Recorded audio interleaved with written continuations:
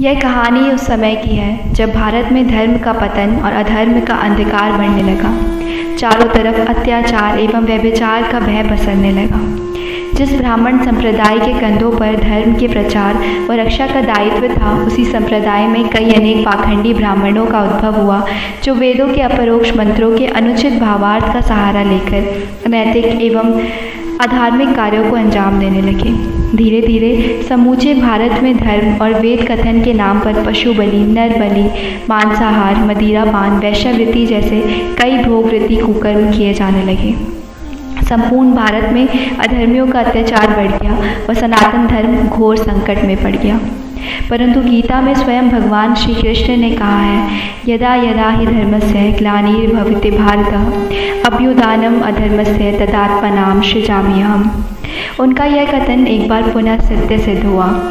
कहा जाता है कि देवों के देव महादेव ने स्वयं भारत के पवित्र भूमि पर अधर्म के खिलाफ धर्म ध्वजा बुलंद करने के लिए आंशिक अवतार लिया। वो अवतार पुरुष थे आदि गुरु शंकराचार्य। शंकराचार्य का जन्म दक्षिण भारत में एक छोटे से गांव में गरीब ब्राह्मण परिवार में हुआ था। बाल्यावस्था में ही वे धार्मिक शिक्षा में दीक्षित हुए। उन्होंने किशोर अवस्था में ही सनातन धर्म की दयनीय स्थिति को भांप लिया था। आखिरकार धर्म की सेवा और रक्षा हेतु घर परिवार त्याग कर वे सन्यासी बने। शंकराचार्य ने अद्वैत वेदांत दर्शन का प्रचार शुरू किया।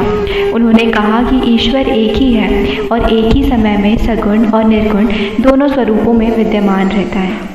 उनके कथनों का जनमानस पर धीरे धीरे असर हुआ। खासकर भले ब्राह्मण उनसे काफ़ी प्रभावित हुए। वे आदि गुरु के साथ वेदांत प्रचार के लिए निकल पड़े। अच्छाई की ताकत बढ़ते देख बुराई ने भी अपना विकराल स्वरूप धारण किया। अब अत्याचारियों ने शंकराचार्य और ब्राह्मण सन्यासियों पर हमले करना शुरू कर दिया। क्योंकि अधिकतर सन्यासी वृद्ध ब्राह्मण थे, इसलिए वे हमला करने में असमर्थ थे। आखिरकार शंकराचार्य ने भारत के युवाओं का आह्वान किया। धर्म की सेवा और रक्षा हेतु हजारों युवक सामने आए। वे सभी भिन्न मतों के थे, परंतु सभी का मकसद एक ही था, धर्म की पुनर्स्थापना। शंकराचार्य ने उन सभी को अस्त्रों और शस्त्रों में पारंगत करने के लिए 4 मठों की स्थापना की। इस प्रकार आदि गुरु शंकराचार्य ने एक धर्म रक्षा समिति का गठन किया। आदि गुरु के 4 प्रमुख शिष्य थे और उन चारों के 10 शिष्य थे। आदि गुरु शंकराचार्य ने उन 10 के नेतृत्व में 10 टुकड़ियां बनाई, जिनमें हजारों युवा सन्यासी थे। इन 10 टुकड़ियों को भारत के विभिन्न क्षेत्रों में धर्म प्रचार हेतु रवाना किया। सन्यासी ब्राह्मणों को घाटी एवं पहाड़ी इलाकों में प्रचार हेतु भेजा गया। उन्हें गिरी व पर्वत व जिन्हें जंगली इलाकों में भेजा गया, उन्हें वन या अरण्य नाम दिए गए। जो सन्यासी ब्राह्मण सरस्वती नदी के आसपास प्रचार कर रहे थे, वे सरस्वती, और जो नाथपुरी के क्षेत्रों में प्रचार कर रहे थे, वे पुरी कहलाए। समुद्री तटों पर गए वे सागर, और जो तीर्थ स्थलों पर धर्म प्रचार कर रहे थे, वे तीर्थ कहलाए। जिन्हें मठ व आश्रम सौंपे गए, वे आश्रमी, और जो धार्मिक नगरी भारती में प्रचार कर रहे थे, उन्हें भारती नाम दिया गया। भयंकर मुसीबतों एवं विपदाओं का सामना करते हुए भी दशनामी ब्राह्मणों ने सनातन धर्म के अपेत वेदांत का प्रचार प्रसार जारी रखा। तन मन धन स्व समर्पित कर चुके सन्यासी ब्राह्मणों को गोस्वामी कहा जाने लगा। गो का एक अर्थ इंद्रिया भी होता है, इसलिए गोस्वामी का अर्थ हुआ जिन्होंने इंद्रियों को जीत लिया हो या जो अपनी इंद्रियों का स्वामी हो। गो का दूसरा अर्थ गाय भी होता है, क्योंकि सनातन धर्म में गाय का दर्जा पवित्र एवं सबसे ऊंचा है। दशनाम सन्यासियों ने भी गौ रक्षा व गौ सेवा को सदैव महत्व दिया। वे अपने मठों व आश्रमों में गौशाला अवश्य बनवाते थे।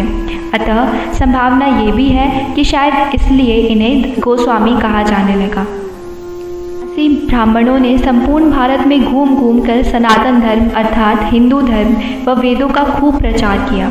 आदि गुरु शंकराचार्य ने चारों मठों को चारों वेद दिए व वेदों के पठन व पाठन का अधिकार भी दिया। शंकराचार्य के काल से लेकर कई 100 वर्षों तक ब्राह्मण संप्रदाय दशनाम ब्राह्मणों के द्वारा ही वेदों का अध्ययन करते रहे। फिर काल ने पासा पलटा। आदि गुरु शंकराचार्य महज 32 वर्ष की ही आयु में ब्रह्मलोक को प्राप्त हुए। संपूर्ण भारतवर्ष शोकमग्न हुआ। एक सदी पश्चात शंकराचार्य की धार्मिक मठ व्यवस्था कमज़ोर पड़ने लगी। एकाएक लाखों ब्राह्मण सन्यासियों का भरण पोषण दुर्भर हो गया। धीरे धीरे सन्यासी घरबारी होने लगे। वे विवाह करके घर परिवार बसाने लगे। कालांतर में घरबारी ब्राह्मण सन्यासियों की पीढ़ियाँ गिरी, पुरी, भारती आदि नामों से जाने लगी।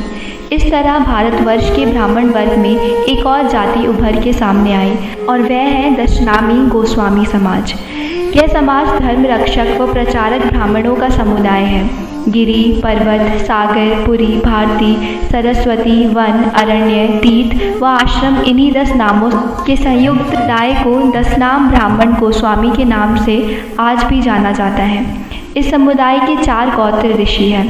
गिरी, पर्वत, सागर इनके गोत्र ऋषि है भृगु। पुरी, भारती, सरस्वती इनके गोत्र ऋषि है शांडल्य। अरण्य इनके गोत्र ऋषि है कश्यप और तीर्थ व आश्रम के गोत्र ऋषि अवगत है। खास पहचान इनके गेरुआ अर्थात भगवा वस्त्र से होती है। बस में मिलने पर ओम नमो नारायण या ओम नमः शिवाय से उद्बोधन करते हैं। गोस्वामी संप्रदाय में शैव व वैष्णव दोनों ही भक्त हैं। सन्यासी व घरबारी दोनों पंथ का आचरण कर सकते हैं। सन्यासी वे होते हैं जो सन्यास ग्रहण कर मठ या आश्रमों में जीवन व्यतीत करते हैं और घरबारी वे होते हैं जिनके पूर्वज कभी संप्रदाय के सन्यासी ब्राह्मण थे। उनके वंशज होने के नाते वे सहपरिवार हर परंपरा का पालन करते हैं। संप्रदाय के कुल 13 अखाड़े हैं। जूना अखाड़ा, अग्नि अखाड़ा, आवाहन अखाड़ा, निरंजनी अखाड़ा, अनंत अखाड़ा, महानिर्वाणी अखाड़ा एवं अटल अखाड़ा। ये सभी शैव पंथ से संबंधित हैं। इन सब में यह जूना अखाड़ा उनका प्रमुख अखाड़ा है। बैरागी, उदासीन, रामानंद और निर्मल अखाड़े वैष्णव पंथ से संबंध रखते हैं।